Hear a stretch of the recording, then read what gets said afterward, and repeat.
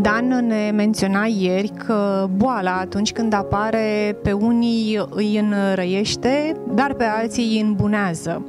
Am auzit în jurul nostru și am văzut personal cum boala i-a schimbat pe unii și i-a schimbat în bine. Pur și simplu le-a schimbat gândirea, modul de a-și trăi viața, programul pe care îl urmau până atunci, au renunțat la servicii. Am văzut clar că ceva s-a schimbat în ei. Și l-aș întreba pe Dan cum vedem boala și ce capacitate ne trebuie ca să o vedem ca pe o binecuvântare în evoluția noastră, deși la primul impact, atunci când ni se comunică un diagnostic, e greu de acceptat.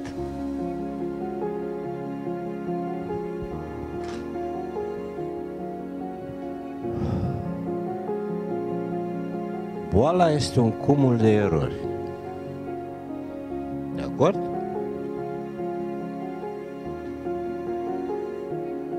Boala este ca și cum ai trece viața pe sens interzis. Universul în care noi trăim este ordonat. Piatra cade de sus în jos. Și acest cumul de erori m-am înscris să-l înțeleg. Ca să înțeleg cum poți aduna erori sau obiceiuri bune de viață, trebuie să cunoști cât de cât cum funcționează universul ăsta. Și aici sunt foarte multe științe care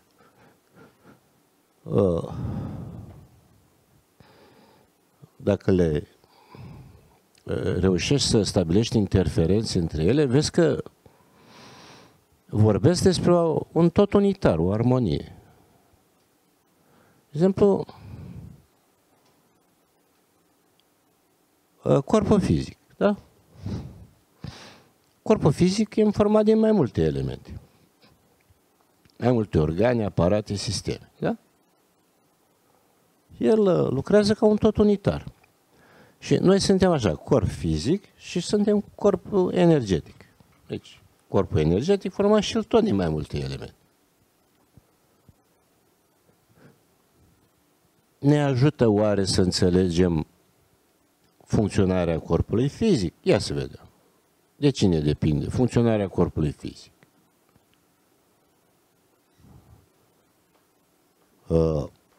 Depinde, și dacă ne uităm, există diferențe între corpurile fizice ale omului și ale anumitor animale. În Occident s-a făcut o anatomie comparată. Leu are 3-4 metri de intestin ca să nu putrezească carnea în el acolo. Omul are 11. Tractul digestiv are 11 metri. Și s-a tras concluzia, poate omul să mănânce numai carne? Da, s-a pus problema. Ori ce-o fi? Carnivor, erbivor, ce-o fi? Prin suferință s-a ajuns la ideea că dacă nu apăreau bolnavi, nu lua ideea în considerație. S-a ajuns la concluzia că omul nu e făcut pentru nutriția cu carne, dar poate să mănânce și carne, nu poate să mănânce numai carne. Nu poate. Și uite, așa s-a ajuns la o cunoaștere a corpului fizic. Acum, ce înseamnă boala din punct de vedere fizic?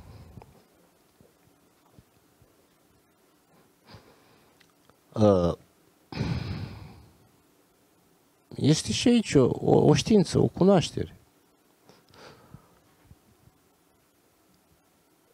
Și excesele, într-adevăr, excesele nu înseamnă binele corpului fizic. Excesele înseamnă nu binele sănătății tale. Sănătatea, deci, nu aparține egoului, din punctul meu de vedere. Excesele aparțin dacă vreți, animalului, dacă vreți, egoului. Eu prefer animalului din noi, că el are nevoia de exces. Dar sănătatea sănătatea este o stare de armonie a corpului fizic, în care spiritul poate să lășlui și manifesta. Cum ar fi oare ca un creier bolnav să poată să manifeste viața, să manifeste partea spirituală? Nu o poți manifesta într-un creier bolnav. Deci, boala, atunci când apare, este un cumul de erori și determină o oprire. Te-a oprit din niște acțiuni care nu sunt validate de înțelepciunea universală, de legea creației. Nu este validată. Este în contra legii creației. Te-ai oprit. Și atunci că te-ai oprit și începi să-ți pui întrebări. De stai să vedem ce am făcut. Nu știu. Mă duc la doctor, mă duc oriunde.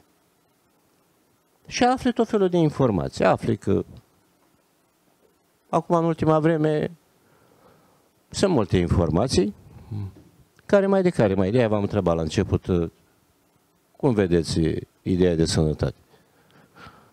Ce se poate face pentru restabilirea sănătății? De la rugăciuni până la ce ușă mergeți?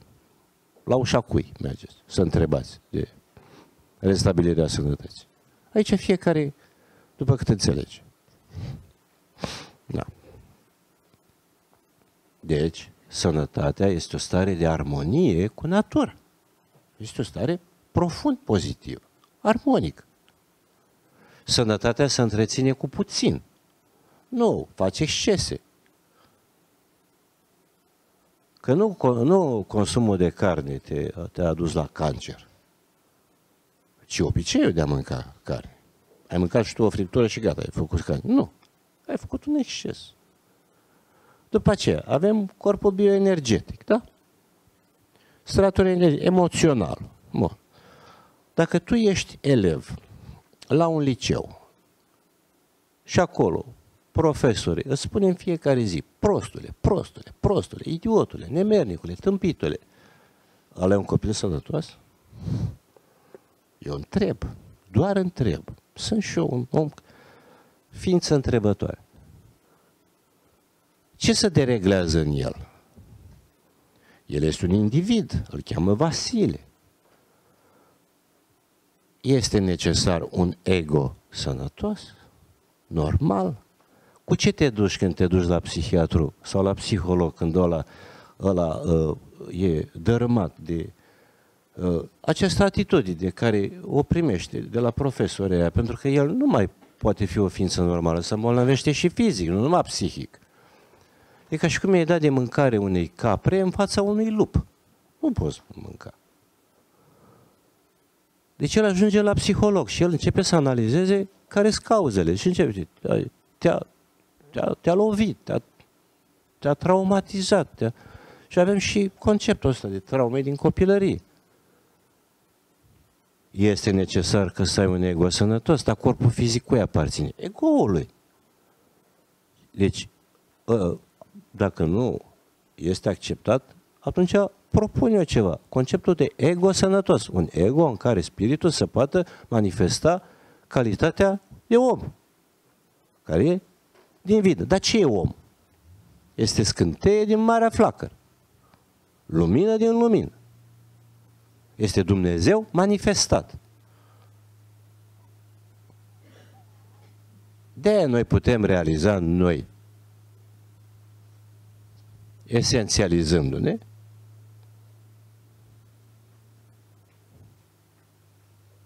cunoașterea de Dumnezeu. Cunoaștere în sensul, cunoaștere nu înseamnă că am citit și noi despre Dumnezeu. Cunoaștere înseamnă conexiune.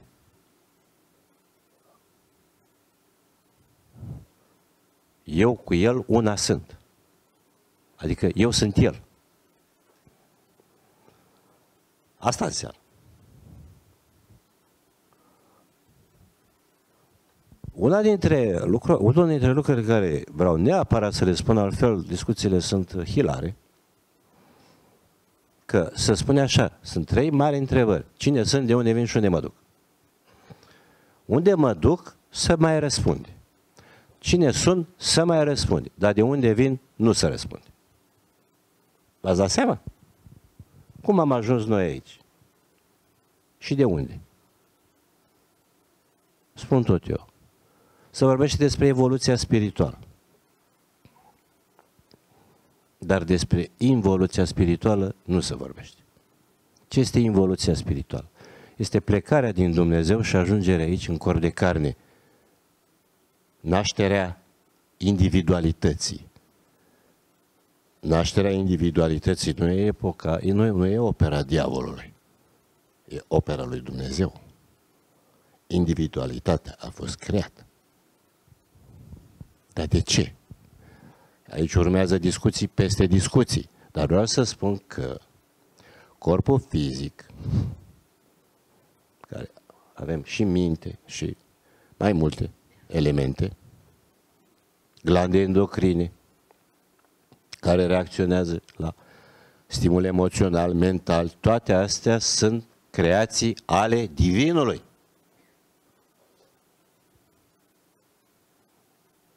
Deci, întreg universul a trecut prin acest proces de creație. Din ce s-a creat universul ăsta? Din Dumnezeu. Deci, ai Dumnezeu nemanifestat, Dumnezeu Tatăl și Dumnezeu manifestat. Lumea creată. Dumnezeu manifestat. Fenomenele, vântul, ploaia, câinele, rața, tanti Matilda, sunt manifestări ale lui Dumnezeu, expresii ale lui Dumnezeu. Nu ne putem separa de el. De ce s-a întâmplat procesul ăsta? E o discuție foarte lungă, nu o fac acum. Ce este boala? Este o oprire. Opriți-vă și cunoașteți că eu sunt Dumnezeu. Psalmul 23. Opriți-vă, te oprești ca să cunoști. Te oprești ca să înțelegi. Oprește-te din rostogolirea zilelor mecanice și fără sens. Oprește-te și cunoaște. Boala este o oprire. Este un colaps al ego-ului, pentru că te smulge din preocupările tale.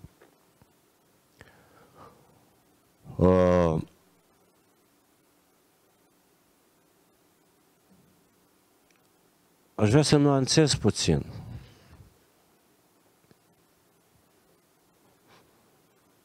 Un sfânt, iar am uitat cum îl cheamă, a murit de cancer de prostată. Și, poftiți? Nu el, unul ortodox. Hai să luăm unul ortodox, că Yogananda nu e dracu gol în România. Nectarie. El a ajuns să se roage la Dumnezeu să ajută-mă, Doamne, să suport durerile. Cu demnitate. Ajută-mă, Doamne, să suport durerile cu demnitate. A avut viață curată. Cu puțin. Și altă nevoie a inimii lui n-a fost decât să-și ajute semenii și contemporani. A ajuns la un spital acolo și avea un coleg de cameră care avea și el tot cancer de prostată. Și ăsta s-a rugat la Dumnezeu să ajute Dumnezeu să se vindece. Dimineața Sfântul Nectarie era mort și celălalt era sănătos. Am citit o carte de-a lui Cico Savie în care 4 vindecători, era cazul de 4 vindecători aflați pe moarte. Să o citiți.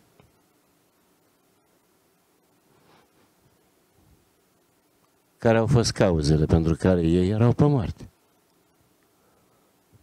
Care au fost cauzele pentru care Valeriu Popa a plecat la 72 de ani? Care au fost cauzele pentru care Edgar Cayce a plecat mai devreme? Antonio Agpaoa, cel mai mare vindecător al planetei cu palmele, a murit la 54 de ani.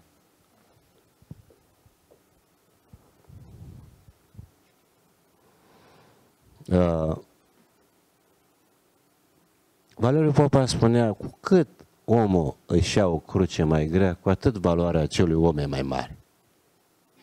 Acel om care suferă și știe să sufere e cel mai mare om. Nu îl mai invidiați pe cel care mănâncă, care bea, care are o viață ușoară. Pe ăsta să-l invidiați, că îl invidiază animalul din voi. Ego, adică. Boala are rostul ei. Și este un catalizator al trezirii noastre spirituale. Însă și Sfânta Biserică Ortodoxă Română, dacă veți merge să citiți Filocalia Sfintelor Nevoințe ale Desăvârșirii sau Patericul, veți vedea acolo cum călugării erau îndurmați să suporte boala cu răbdare, adică cu înțelegere, în scopul evoluțiilor spirituale, trezirilor spirituale. Așa. Însă, eu propun altceva decât să îndur boala cu răbdare. Depinde ce scop ai. În loc să înduri boala cu răbdare, repară.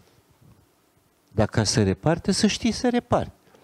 A ști să repari se poate face utilizând cunoașterea acestui univers și a modului în care omul se leagă la viață. E legal? E cinstit? E corect? Să-ți refaci relația cu viața după regulile vieții? E legal? E corect? E cinstit? E normal? Să te așezi cu fața la Dumnezeu? Sau să mergem să facem o vrăjitorie? Toate mijloacele care sunt pentru redobândirea sănătății sunt trecute în destinul unui om. Și medicina, te doare stomacul, ia un omez, ia și asta. Ți se dă un răgaz ca să te reconcilie. Medicina a făcut progrese foarte mari, dar limita ei este natura. La natură trebuie să te întorci. Însă, în momentul când ai o stare de boală foarte gravă și ai tensiunea 6, doar nu să-ți bagi furtunul de clismă să faci clismă. Sau ai febră 41 și nu știi să faci.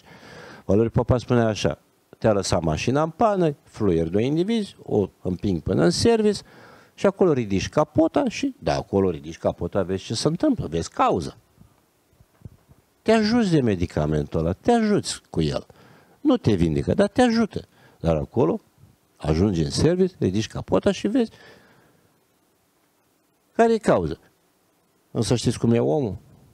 Fluierea 2 indivizi, duci, împing mașina până în service și în service, când ajung în service, continuă să o împingă.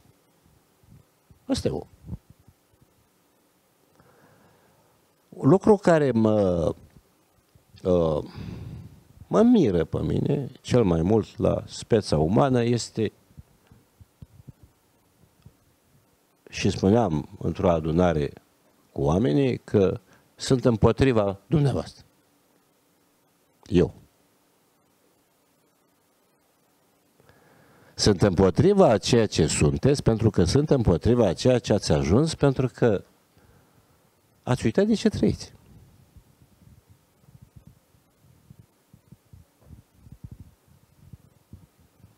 Nimeni, sau aproape nimeni, nu mai are o preocupare pentru adevărata lui viață. Prin el însuși. Dacă un om își asigură confortul lui material al ego-ului, din confortul ăla el enunță tot felul de idei spirituale, din confortul ăla le enunță. Cântece de leagăn. Însă spiritualitatea nu este asta. Spiritualitatea este o stare de trezire și atunci toată această vibrație a vieții curge din tine. Este o vibrație și este simțită. de cei din jur.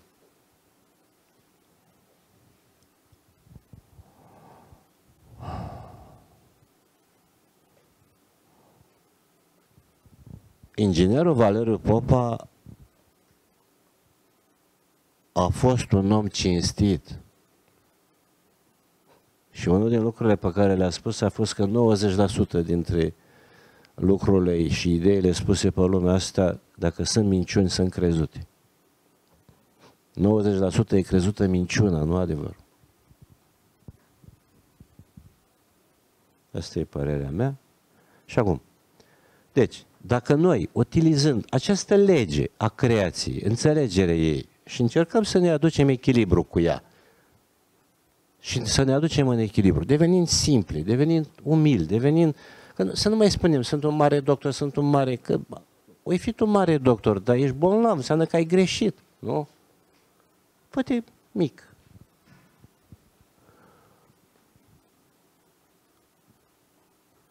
Până am observat că până și noi căutăm să vindecăm, să mergem să ajungem la un vindecător cu ego-ul până în tavan.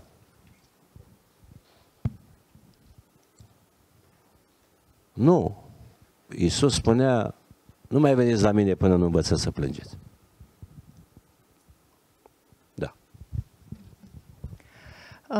Că tot ai adus în discuție, îmi pregătisem o întrebare și ți-o adresez acum. Atunci când o persoană se naște într-un neam cu boli genetice, cu predispoziții și deja vine în această întrupare cu un corp sensibilizat, bunica, mătușa, sora au avut respectiva afecțiune.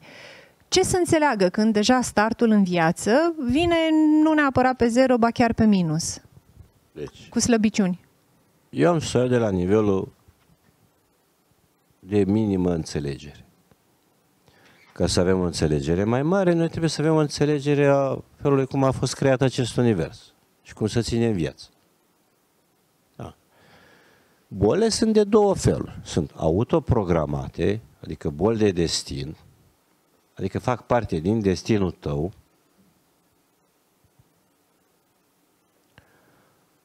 Ce sunt boli autoprogramate? Bolile autoprogramate sunt boli care au cauzele ieri, de dinainte de a veni la viață. Însuși corpul fizic pe care îl avem în viața asta are o cauză. Sunt acțiunile tale ieri în natură, în lumea duală, și natura îți dă o reacția naturii la acțiunile tale este corpul fizic din viața asta. Așa.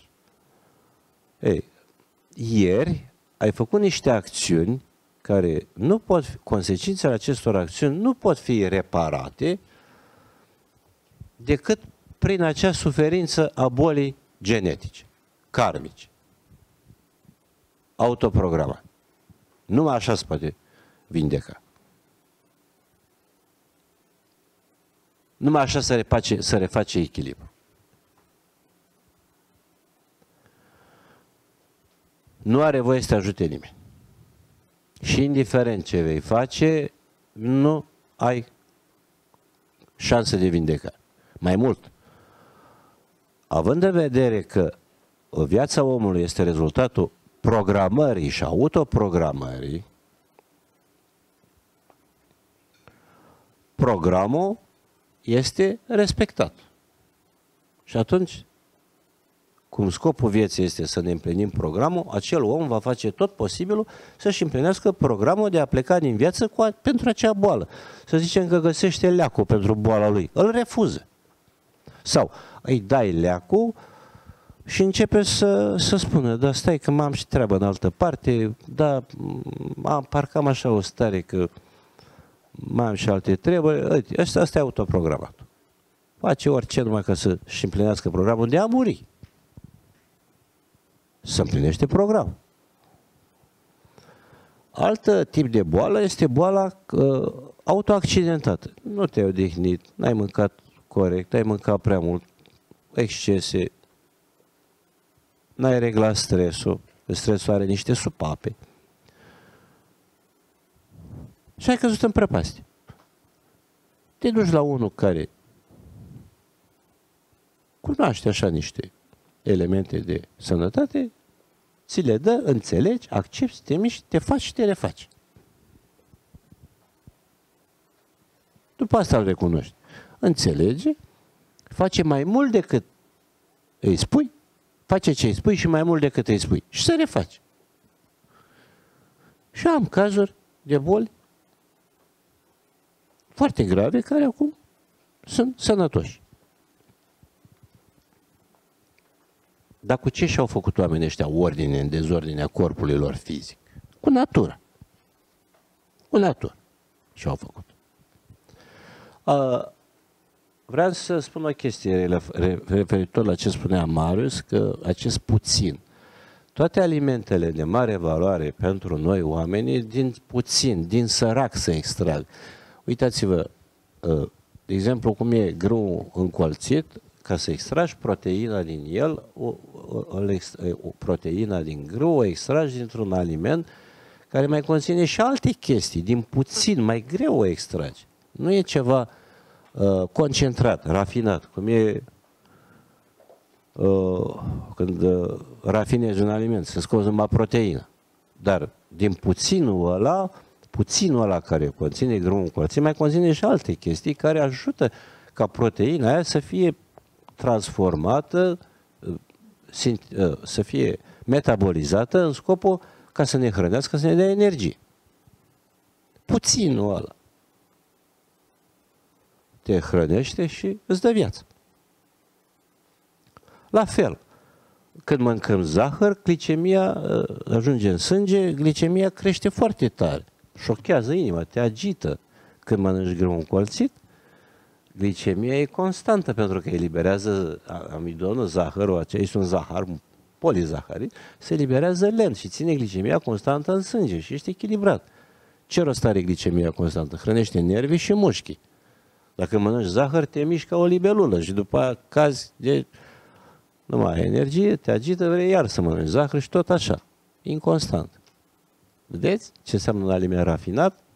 Dar un aliment rafinat nu e după masa naturii. Un aliment creat de mintea iscoditoare a omului. Deci, este oare legal și în spiritul legilor naturii să păstrezi natura curată, care e creația lui Dumnezeu, iar alimentul face parte din metabolismul nostru extern? Este bine să bem o apă curată sau să bem apă din baltă? Este bine să mâncăm un cartof care conține în mod natural, când l-a făcut Dumnezeu, 40.000 de unități, zicem, potasiu și 1.000 de unități sodiu. Acum are invers. Are gust de cartof, are tot ce vrei, dar nu e cartof, nu are efecte de cartof.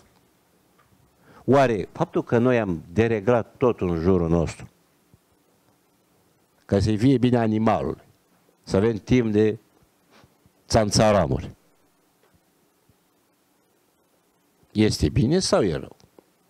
Este bine să avem preocupare pentru ce înseamnă viață? Este bine sau nu e bine? Dacă nu e bine, nu e nimic, eu îmi cer scuze. Eu am venit să aduc ideea inginerului Valeriu Popa, care el a propus-o. Nu e pentru toată lumea. Nu e nimic greșit să mănânci carne peste carne, e legal. Nu fac rău nimănui. Mănânc carne și cu asta basta. Dar dacă vrei să trăiești, cine vrea să trăiască, Valeriu Popa spunea, vă împart în două. Curioșii de o parte, căutătorii de o parte. Alegeți.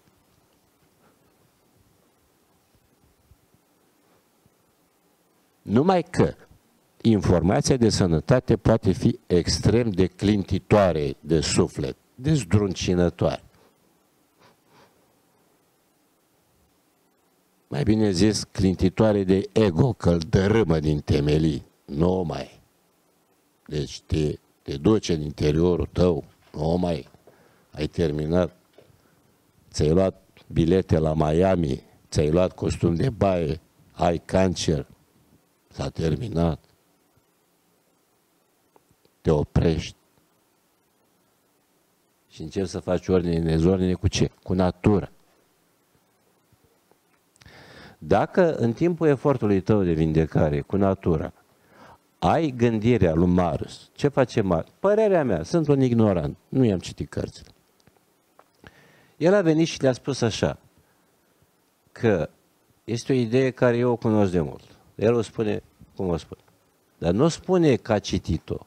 I s-a dat, a văzut-o cu ochii lui. El a spus că Dumnezeu e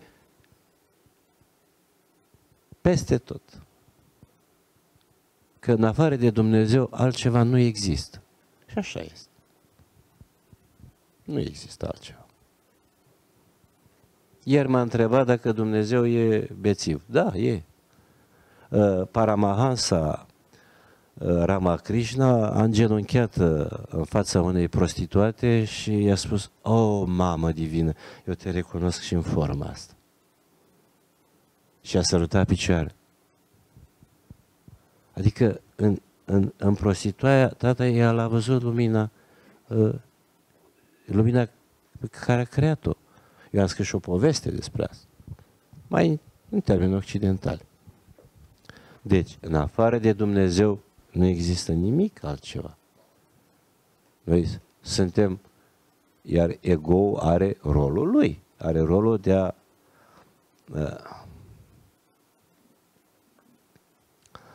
înțelege conștient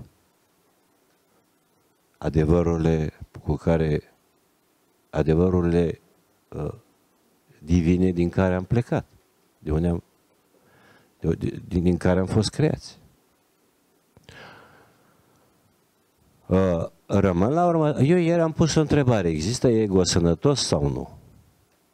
Adică, dacă ești copil și mama îți dă și te bate și te bate și te bate și te bate și te bate și te înjură, zice prostule, prostule, prostule, prostule, considerați că este o abordare corectă ca să crească un copil sănătos? Nu. Și am propus așa, pentru copii, copilăria să facă prin joacă, iar educația să facă așa, 90% iubire și 10% restricții. Dacă îl iubești și simte că îl iubești, el acceptă și restricția. Inginer Valeriu Popa: "Mă, nu te juca cu copii răi, că mănânci bătaie." Venea unul dintre ei, nu spun care, bătut măr. M-a bătut. Valeriu Popa: "Vină încoace." Mai dădea și el. Ți-am spus să nu te duci să te joci cu copiii răi. Da. Unde mă te duci, mă? La ce facultate vrei să dai? La medicină. Dar de ce? E meserie bănoasă. Pac! După încă 2-3 luni, te-ai gândit, mă, unde dai, la ce facultate dai? Da, la marină. Da, la marină trebuie să fii băiat deștept ca să duci vasul în port.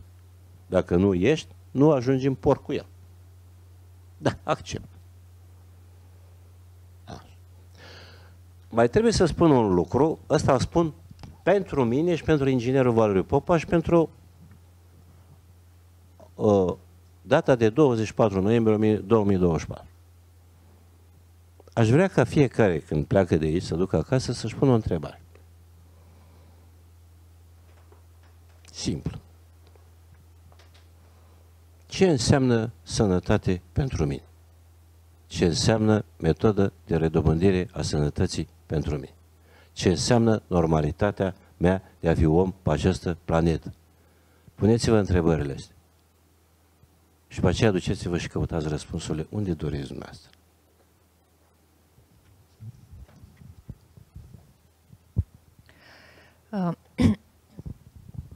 Marius afirma într-un interviu anterior că boala unui individ reflectă boala unei societăți.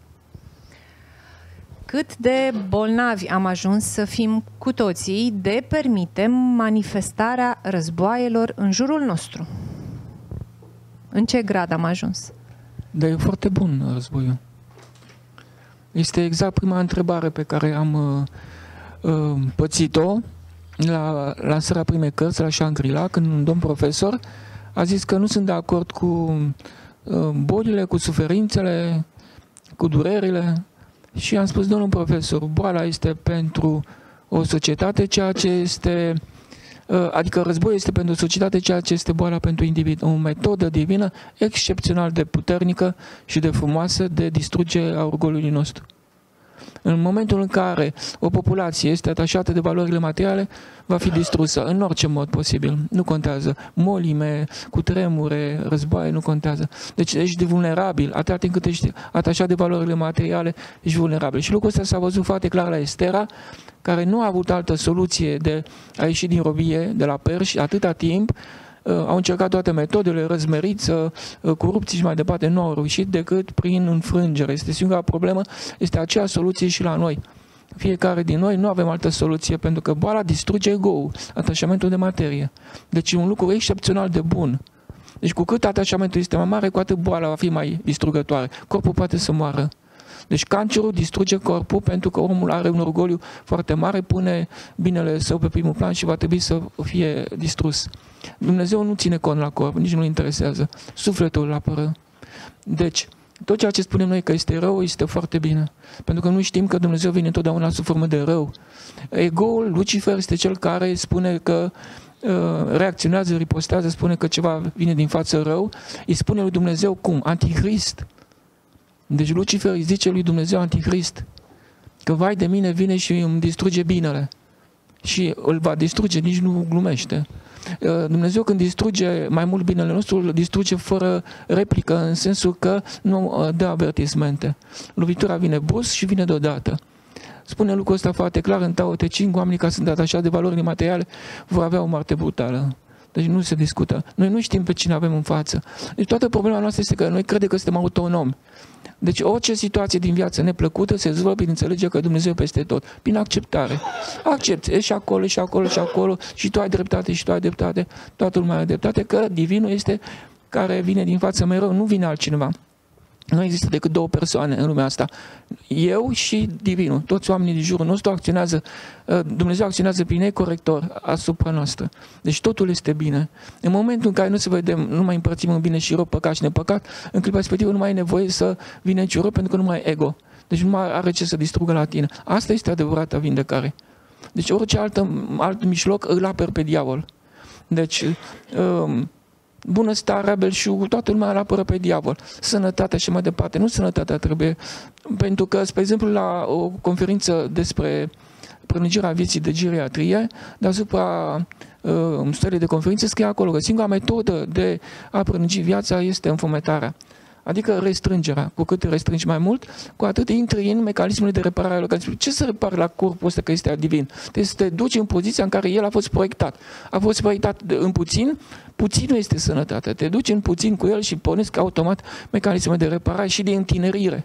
Și am dat exemplu aceea cu șeicei că au intrat în al treilea ciclu de viață. Noi putem să trăim 150-200 de ani sau chiar și mai mult. Dar este un atac asupra oamenilor prin această bunăstare. Dacă vrei să distrugi un popor de bunăstare și l-ai nenorocit, pentru că omul crede că ăsta este sensul vieții. Sensul nu este a adăuga cât mai mult bine la tine, ci cât mai puțin bine. Exact cum a spus Sângerul, uite-te la ei, toată a zis, toată lumea aceasta merge într-o direcție total opusă pentru scopului pentru care a fost trimis pe pământ. Nu a fost trimis să adăugăm cât mai mult bine, ci cât mai puțin bine. Deci, organismul a fost proiectat pe puțin. Când începi să adaugi mai mult, ai ieșit din divin și el trebuie să te aducă înapoi prin nefericiri, necazuri. Deci boala este una cu necazul, cu durerea, cu orice distrugere, cu bolile, cu nefericirea, cu traumele, cu dramele, cu depresia. Toate sunt metode divine de scăderea orgoliului nostru. Problema nu e boala. Boala este vindecare. Problema este ego-ul. Trebuie să distruge ego-ul. Când ai scăzut ego-ul, că boala ce face? Se distruge ego-ul. Îți dă o durere de dinți și nu te mai interesează absolut nimic. Durerea de dinți. A doua zi, trebuia să te duci să faci o afacere de $1.000.000. Nu te mai interesează milionul. Că vrei să supraviețuiești. Deci te-a resetat? Așa de frumos și elegant? Deci să nu avem nicio teamă. Atâta timp, singura problema noastră crede că trebuie să reparăm ceva la un organism, că este organismul lui. Noi nu știm că e Dumnezeu peste tot. Corpul ea lui, ce să repara la el? Îl duci în starea de echilibru în care el a fost construit. Milioane de ani am supraviețuit cu puțin. Mâncam câteodată, uneori, când nimeram de obicei, nu nimeram, de obicei nu aveam. Și deci asta te ține în viață, cel puțin. În momentul în care am avut mai mult, în clipa respectivă noi am intrat în apocalipsă. Suntem în apocalipsa ego-ului acum. Este distrus de nu ne vedem. Eu sunt sigur că noi nu vedem cred că ne batem joc, în continuare căutăm să apărăm ego-ul, stabilitatea, siguranța, bunăstarea, comoditățile, când ele trebuie distruse. Și vor fi distruse. Că vrem, că nu vrem, o fi distruse. Soluția ca să nu vină distrugerea din față, că vine fără avertisment, este să te restrângi. Te restrângi benevol. Dacă te prinde că nu te restrângi benevol, te ia, dacă te ascunzi, pe exemplu, la Revoluție, și dau mereu exemplu acesta, acolo la Academia Militară s-au bătut trupele securității cu armata. Și au fost oameni care s-au ascuns sub pat. Vreau să spun că glonțul a venit după ei sub pat. Pe nivelul de orgoliu. Deci cum ai orgoliu, știi cum vine glonțul după tine? Racheta vine după tine. Deci nu există salvare. Sau vine un accident, vine o nefericire, vine o despărțire, orice, o traumă, o dramă financiară. Deci toate astea sunt metode divine de desprindere de materie. Materia, deci noi un singur mod cădem, pune materia pe primul plan. Materia ce înseamnă? Sănătatea. Cum să pui sănătatea pe primul plan? Adică pui ceva, deci sănătate înseamnă puțin. Deci intri în puțin și aia este sănătatea. Deci când ești în puțin. Dar noi gândim sănătate să fie bine corpului. În condițiile în care sănătate înseamnă să nu fie bine corpului.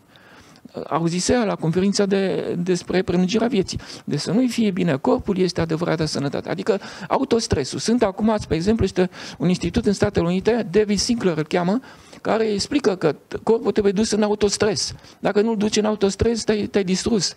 Pentru că trebuie să-l duci în poziția în care organismul să învie. El învie, starea de bine pe care noi o căutăm toată lumea, înseamnă că ești bătrân, înseamnă că nu meriți să trăiești. Și va trebui să te scoată din funcțiune. Deci în momentul în care tu îi dai corpului stare de bine, în clipa respectivă pornesc mecanism de desprindere și de autodistrugere. De ce să faci asta? Și americanii explică chestia asta. Trebuie să duci tot timpul corpul în autostres, în neplăcere. Te scoli mai de dimineață, te speli mai cu apă rece, mergi pe jos și lucrurile astea sunt știute. În America, spre exemplu, oamenii cei mai bogați, ce fac? Merg pe jos la serviciu, este un CEO de la Amazon care asta face. Se scoală mai devreme, doarme pe jos, are o lampă jos, nu are nimic. Nici rogojină nu are, mănâncă foarte puțin o dată pe zi, deci sacrificiu, își jertfește corpul. În momentul în care își jertfește corpul, puneți mecanismul de reparare. Aia este adevărata sănătate. Permiteți să fac o completare. Mereu mi-aduc aminte de bunicii mei și materni și paterni. Tu acum prezinți starea de bine într-o nuanță în care similară cu restrângerea. Eu mi-aduc aminte că bunicii mei făceau toate aceste lucruri, dormeau foarte simplu, mergeau desculți, se hrăneau puțin, dar o făceau cu bucurie, o făceau din interior, nu o făceau că așa trebuie să facă, că altfel nu o să le fie bine. Pentru ei, acesta era firescul, nu cunoșteau altul și la fel ne îndemnau și pe noi și încercau de mici să ne inducă prin diverse exemple această restrângere de care tu menționezi. Doar că eu la ei mi-aduc aminte mereu bucuria și smerenia. Smerenia era prezentă întotdeauna, nu lipsea. Dar știi de ce? Când te duci în jos, în puțin, în spațiul gol vine divinul. Și începe el după aceea să dorească pentru tine ceea ce este mai bine pentru sine. Deci sănătatea este prezența lui. Adică numai în puțin poate că îți trebuie spațiu gol. Dacă nu te înfrângi pe tine, dar asta trebuie să faci în toate situațiile de viață. De fiecare dată în fața unei situații de viață, ai de ales. Ori mergi pe jos, ori mergi cu mașina. Ori cu scările, ori cu lift. Dacă urci cu lift, ai început să pierzi viața. Deci mereu trebuie să alegi ceva care este împotriva binelui tău. Adică binelui tău care ego. Deci pare ciudat, dar există un institut, am spus, în America, condus de domnul Sinclair, are în jur de 55 de ani, nu știu, 57 de ani și arată cu 20-30 de ani mai tânăr. Nu vă vine să credeți cum arată. Se restrânge, altceva nu face. Este foarte simplu. Și dacă vrei să reușești în viață, restrânge-te. Steve Jobs, la fel, s-a restrâns, dormea pe jos. Elon Musk nu are casă, mănâncă o felie de pâine cu arahide și atât. Deci se restrânge în toate situații și toate. Că nu poți să administrezi valori foarte mari dacă nu ești restrâns, că dacă nu-i Dumnezeu cu tine, te-a lovit. Conducătorii mafia din toată lumea sunt restrânși.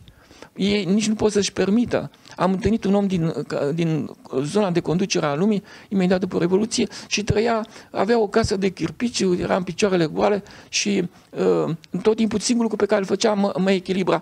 Adică eu aveam tendința să vorbesc polarizat și îmi lua mereu inversul. Și am înțeles că ei așa fac. Avea o stare de bucurie continuă, el nu era absolutist.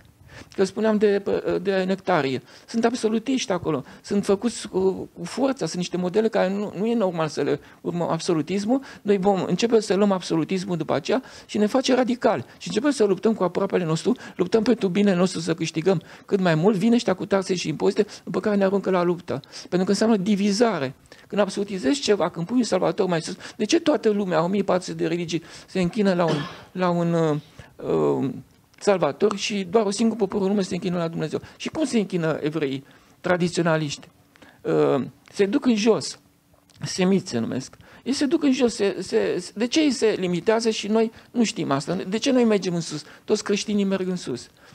Deci, Noul Testament a fost făcut ca o armă pentru distrugerea cealaltă popoare și cealaltă religii la fel. Pentru că la sinodul de la Nicea nu a fost sinodul numai cu țările așa zis creștine, a fost sinodul tuturor religiilor. Deci e același mecanism de stăpânire. În momentul în care tu te-ai închinat la un salvator, te-ai închinat la eu. Când ai pus binele tău pe primul plan, vei căuta materie. Când cauți materie, vine el cu impozite și taxe pe care te aruncă în luptă, când nu mai are nevoie de tine. Și în clipa respectivă tu îl faci stăpânul tău și predai puterea divină. Puterea divină ce înseamnă? Să vezi totul egal. Când vezi pe Dumnezeu peste tot, atunci ești în divin. Nu ai nevoie de rugăciuni, de respirații, de absolut nimic. Ești în divin, îl vezi peste tot. Pentru că nu mai poți să reacționezi, nu mai cu cine să lupți. Este foarte simplu. Te rog. Haideți să...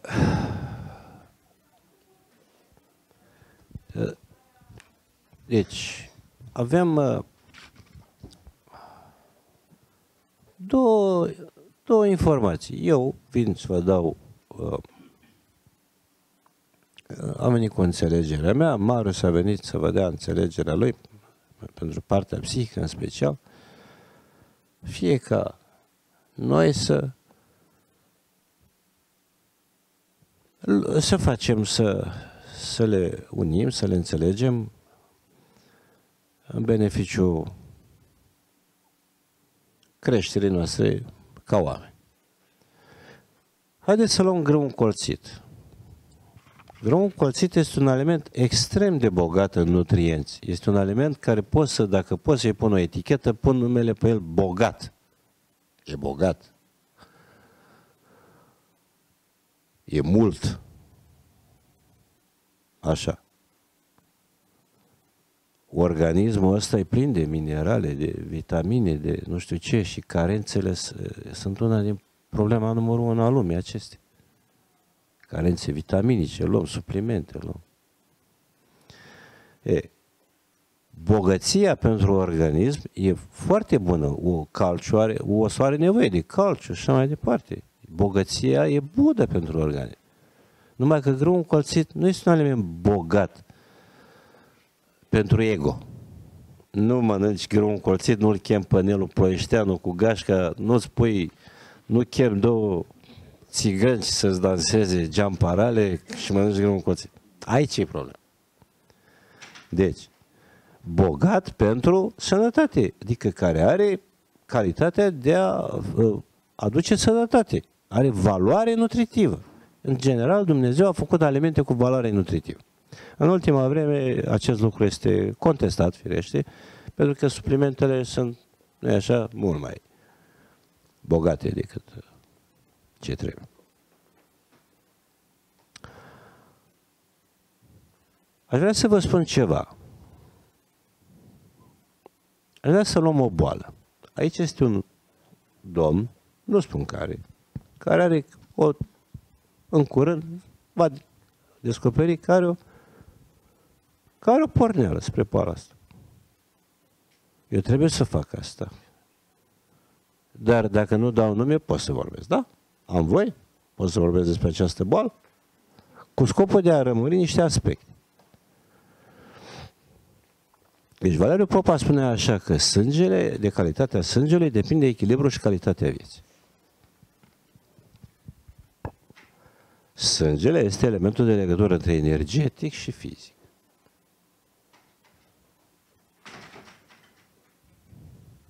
Și acum țineți-vă bine. În momentul în care fizicul se deteriorează sub limita de toleranță, apare fenomenul numit boală. când apare deteriorarea fizicului peste limita de toleranță, apare fenomenul numit moarte, deoarece partea spirituală și partea materială nu mai pot colabora și coopera. De acord?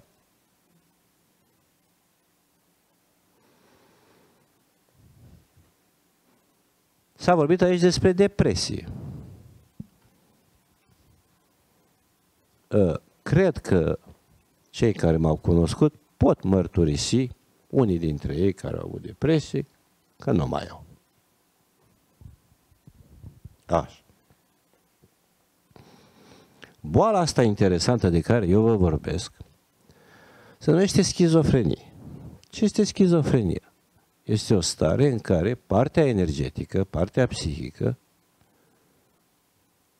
nu mai poate sta, nu mai poate lua corpul în primire, nu mai poate să încadreze corpul fizic. Și iese, dar nu iese de tot, iese numai cam până aici. Așa. Care-i consecința? Creierul n-are nimic. Mă rog, în primă fază. Dar el nu e în el. Și e ca o găină de aia, când o fugărești, se duce, ba, încearcă să intre în gard, ba, e inconștient. Ce înseamnă vindecare? Unde te duci? Te duci la corpul fizic. Repară corpul fizic, repară digestia, fă sânge curat. Atunci, energeticul și-a corpul în primire. Este logic. Și dacă mai vin și cu rezultate și vi le arăt, mă înscriu în realitate. Inginer Valeriu Popa. Da? Bun. Și atunci, când stai de vorbă cu un bolnav din ăsta, ai cu cine sta de vorbă? Are el capacitatea de a colabora și coopera? Dacă mai are capacitatea de a colabora și coopera, atunci se poate face bine și pe cale naturală. Pe cale medicală nu se face bine. Pe cale naturală nici așa nu se face bine. Se face bine dacă poate colabora și coopera. Inginerul Valeriu Popa are un caz care nu se putea face bine nici pe cale naturală, nici nu putea colabora, coopera, nici pe cale medică. L-a făcut și pe ăla. Dar nu spun, pentru că nu vreau să jignesc sensibilitatea inimilor anumitor persoane. Nu mi-e permis mie să spun grozăvii. Da? Nu spun. Valeriu Popa, într-o discuție cu doctor Octavian Popescu, doctorul Popescu spune: domnule, dumneata ai spart limitele parametrilor funcționării unui organism uman. Nu se poate. Ce spui dumneata? Să ții 40 de zile, 56 de zile de post. Era domnul Petreiene aici. Știi ce înseamnă să ai o boală de sânge atât de gravă și să spune cineva? Știți ce a spus Valeriu Popa lui Petreiene? Vino la mine după 40 de zile de post cu apă distilată, dacă mai trăiești. Și el a ținut 45. Da. Deci, Valeriu Popa mai avea o vorbă. El era un om foarte serios. Mă duceam la el și mă întreba ceva. Și eu începeam să-i spun: oprește-te. Fiecare cuvânt trebuie să aibă o acoperire. Oprește-te. Domnul Popa, ne aude cineva? Deci, eu am spus așa: când se vor înțelege oamenii? Deci boala e așa. Este un mecanism de reglare a unui echilibru. Dar dacă noi, aici vă rog frumos, pentru numele lui Dumnezeu, dacă noi am dobândit conștiința de a fi om, oare când îți dai seama că porți un bolovan de 50 de kilograme în brațe și îți realizezi că ai un bolovan de 50 de kilograme în brațe, ce alt efort poți să faci decât să-i dai drumul? Nu e niciun efort. Până atunci ai boala ca instrument, ca să reglezi dezechilibrele. Dar Valeriu Popa s-a întrebat: oare putem aduce armonie între oameni? Pentru că ce înseamnă să aduci armonie? armonie nu poate exista decât între părți. Iar universul este polarizat. Și ea, plus minus, bărbat, femeie. Și acum, avem așa, cunoașterea despre sănătate. La ce se referă? Alimentație, ca mod de hrănire. Sexualitatea e tot mod de hrănire. Ai glande endocrine. Nu poți să le pui în cui. Da. Ai partea emoțională, ai sistem nervos, le ai pe toate. Să te înscrii să cunoști fiecare aspect al vieții. Nu? Da sau ba? Deci sunt prea acid. Când sunt prea acid, mă duc și mănânc mai alcalin. Când sunt bărbat, legile universului mă împinge spre feminin. E normal sau nu e normal? Dacă vrei viței, nu pui 2 vaci în coteț. Nu credeți? Deci trebuie să cunoaștem lucrurile astea? Sunt benefice? Eu zic că da. După aia, ce mai trebuie să știi? Informațiile astea de bază.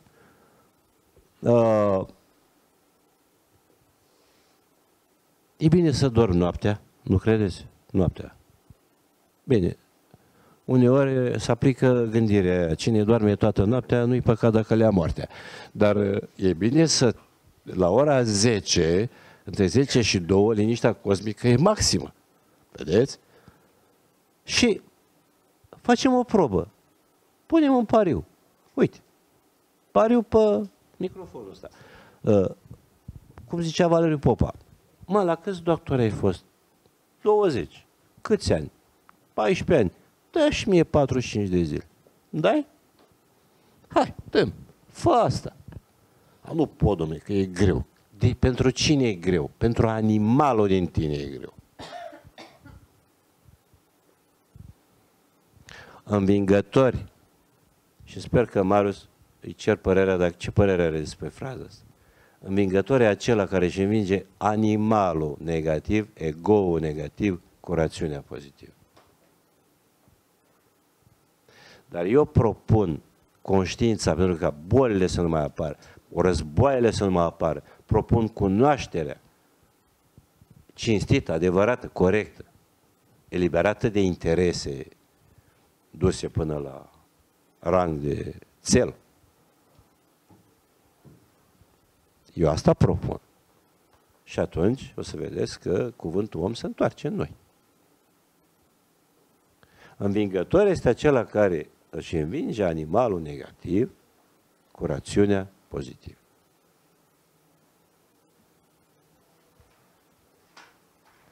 Trebuie să existe un echilibru, zic eu, între rațiune și simțire. Corpul fizic este ca un costum de scafandru. Noi ne-am cufundat aici, în zona asta vibratorie densă, și avem nevoie de un costum de scafandru. Acest costum de scafandru este corpul fizic. Trebuie să-l îngrijești, să e prietenul tău. Să ai grijă de el. Uneori, citind cărți religioase, ai impresia că religia e împotriva corpului fizic. Nu, fii prietenul lui. Îngrijește-l, ține-l la sân, repară-l. E locul unde trăiești. Asta e. Sunt de acord cu Marius că puținul, nu excesul, ține omul... Valeriu Popa spunea că noi ar trebui să mâncăm cam un sfert din cantitate de hrană care noi o mâncăm, ca să fim sănătoși. Însă dacă mănânci numai pâine cu unde arahide, ajungi la carență. Părerea mea. Este o lege a Universului. Deci, noi trebuie să ne scriem să cunoaștem 2 lucruri. 1. Faptul că hrănirea a ceea ce nu suntem, acestui ego, acestui fals sine, fals eu, ne deconectează de Dumnezeu. Deși și asta expresie nu e corectă, dar eu o folosesc. Iar diminuarea ego-ului și punerea lui, rafinarea lui, în așa fel încât să manifeste și să exprime Dumnezeul din noi, duce la stare de echilibru. Echilibru. Plus și minus. Și mai spun un lucru. În lumea creată există două adversități, antagonice și complementare. Plus și minus, mai complicat puțin, și neutru. Da. Și ele caută să intre în armonie. Această formă de a veni în armonie, această stare care se creează, această armonie, se numește iubire. Dacă vrei să știi cum arată Dumnezeu la ochi, n-ai să știi, nu se poate. Dar îi poți simți parfum. Parfumul lui Dumnezeu este iubire, este armonie. Da. Atunci când aceste elemente antagonice și complementare vin în armonie. Noi când ne uităm în jurul nostru, vedem această manifestare a armoniei oriunde ne-am uitat. Și ne încântă ochiul, ne liniștește spiritul, ne dă sănătate.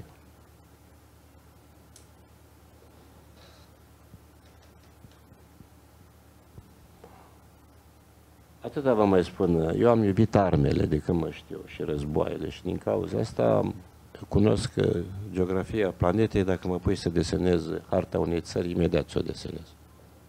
Ca să știu pe unde o luau trupele. Și când am ajuns la o vârstă mai înaintată, adică la 10 ani, mi-am confecționat o praștie. Toată chestia asta a fost frumoasă până în momentul când am tras într-o vărbiuță și am nimerit-o. Din momentul ăla s-a terminat. Vărbiuța a murit. Da.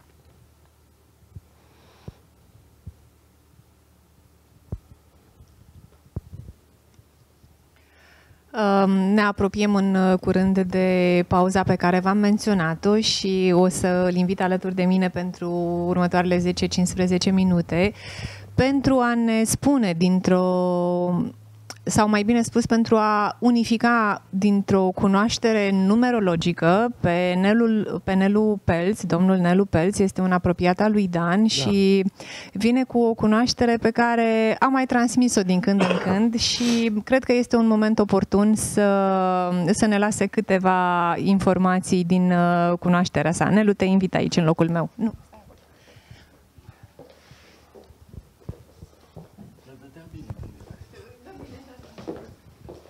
Bună ziua! Mai sus.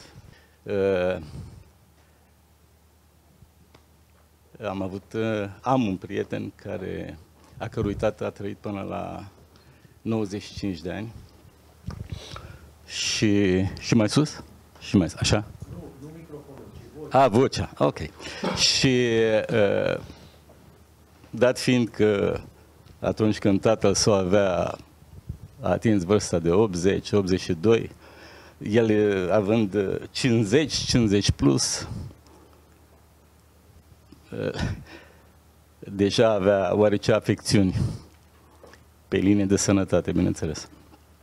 Și l-a întrebat: tată, cum se face că voi nu știați ce e boală în generația voastră?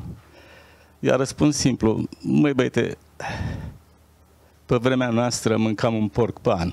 Voi mâncați un porc pe lună. Când am auzit povestea asta, am rămas mut, era ultimativă. Nu puteai să spui nimic. Era înțelepciunea pură a omului care se mulțumește cu puțin. Clar, ascultându-i pe cei doi maestri, îmi dau seama că se relatează la același subiect al egoului, referindu-se la niveluri diferite de evoluție. Ambii au dreptate, dat fiind că, dacă e vorba de dreptate aici, ambii abordează corect, dat fiind că fiecăruia dintre noi s-a atribuit la naștere o fiară pe care trebuie să o îmblânzim. de-a lungul vieții. Și într-adevăr, la un anumit stadiu, trebuie să ne mulțumim cu mult mai puțin și pentru a menține vasul curat, vas fiind denumirea care este atribuită organismului nostru, pentru a putea conține și menține divinitatea din noi, trebuie să menținem un anumit grad de curățenie. Atât din punct de vedere fizic, fiziologic, cât și din punct de vedere psihic și spiritual. Am ținut să vă împărtășesc experiența mea când l-am cunoscut pe Dan, în urmă cu puțini ani.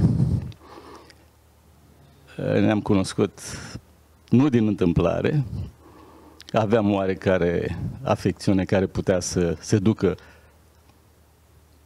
în jos, așa vertiginos, meteoric chiar. Și după primele 45 de zile de regim, am continuat, am găsit, nu trebuia să mă convingă nimeni că ar fi bine să mențin acel regim cu grâu încolțit și ce mai era. După care mă cam săturasem, adică nenea ego a început să-și ceară drepturile. Și încerc să vă spun că eram la un moment dat atât de furios pe el. Cine e el să nu mă lase pe mine să fac ce vreau? Cine e el să nu mă lase pe mine să mănânc ce vreau să mănânc, să beau? Gin tonic era ceaiul meu de dimineață. Serios? Nu chiar de dimineață, așa. După ce apărea Mira, știi?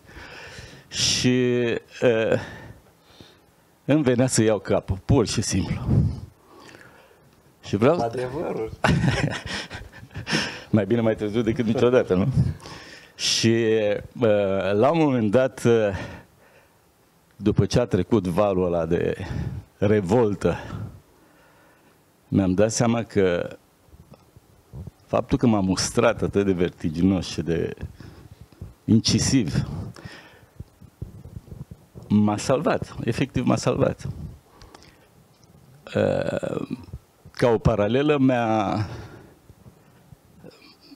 mi-a venit în minte ideea unui părinte care își pedepsește copilul. Dar nu îl pedepsește din răutate, îl pedepsește din iubire, din grijă.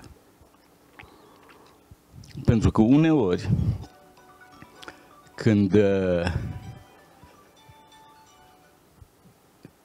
când vezi rezistență, ești obligat să te impui, pentru că îți pasă.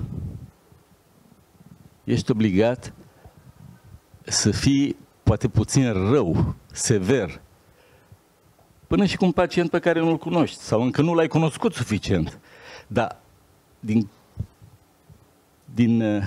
din locul de empatie vii și forțezi nota uneori.